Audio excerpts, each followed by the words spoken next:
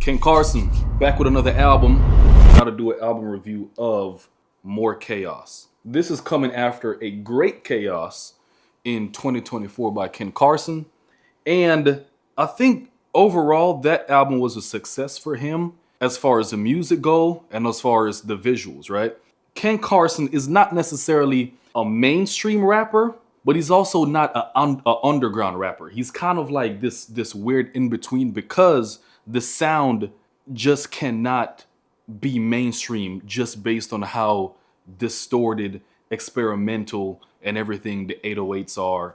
It just can't work as far as like mainstream music. Now, that doesn't necessarily make it bad, but it's certainly not going to reach a wide range of audience, right? The only rapper or two rappers that I've seen able to deliver that style or that heavy hitting underground distorted type of music is going to be Playboi Carti with his most recent project and also XXX, right?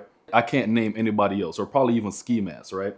So Ken Carson also falls into that lane with, like, as I said, Playboi Carti, Destroy Lonely, creating this whole opium thing. The album is coming in at 21 songs, 58 minutes long. Pros. Shit, what are the pros about this? It's ass.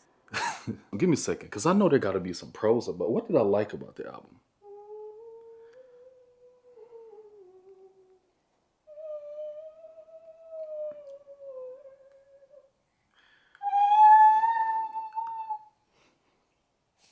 Pro, it's experimental. But as far as pros go, that's all I got. Out of the 21 songs, I liked 4. Obviously, I really liked the opening, Lord of Chaos. I like K-Hole. The pinnacle, I would say, of the album, the best part of the album is going to be Black Rockstar. And it's mainly because this is the first time we're getting something just a little bit different. Just a little bit different. Because we had a beat switch. Black Rockstar, towards the end of the album, I also like 2000 and I like Evolution. So out of 21 songs, 5 out of 21. Let's dive into the cons of this album. It's ass. Hold on, man. I'm not trying to say that it's ass. I don't want to sit here and bash Ken Carson or this style of music because, you know, just based on the numbers, he's having great success with his fan base. And I'm happy for him for that, right? But I just have to give a critical outlook on the album, right? Number one, if you're listening to an album as a whole, there's not much there to experience, right? And I'm a fan of this style of music. It's not the music that's necessarily a problem. The album starts off, give me a distorted 808, give me the fucking snares and shit knocking in the back. Okay, then just a little bit variance, do it again. Just a little bit variance and do it again. And that's essentially the entire album. There's nothing new. There's nothing fresh. There's nothing necessarily to keep you engaged in the album. You're just getting the same shit, rinse and repeat for 58 minutes. I think that's why the album kind of sounds mad long and it's only 58 minutes long. I guess a pro would be necessarily that no one song really overstays his welcome, but it is a hard listen seeing as like every song, distorted 808, drowning out everything else. There's nothing necessarily there to enjoy. But if you're a fan of that for 58 minutes long, have at it. In some ways, right, I'm not going to complete shit on it because I kind of understand what's going on and the direction that rap is taken. So I kind of have to account for that, right?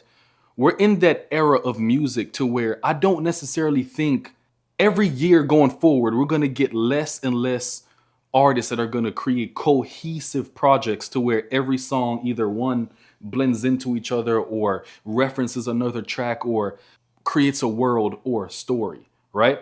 Maybe some of y'all as fans could say, well, the world is chaos or like it's mosh pit music or whatever.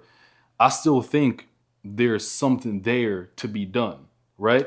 But I get it. Come up with a whole bunch of songs, see which one sticks, make money off of those songs, those whatever, right? So like, for example, Black Rockstar, if I decide to go see a Ken Carson show, for sure, that's going to be one of the main songs that niggas is going to be moshing to. And I think it kind of falls into the same realm of why I didn't necessarily find Playboi Carti's newest project enjoyable either, is because as a cohesive project as a whole, there isn't much to enjoy. Like I'm gonna have my favorite maybe 5 tracks off of the album. You're gonna have maybe your favorite 5 tracks in the album, but can we talk about the album as a whole? Not really. So I gave Playboy Cardi's music a 4 out of 10, and I'm trying to be fair to this one too. Am I gonna revisit this album outside of them maybe 5 songs I saved? Fuck no.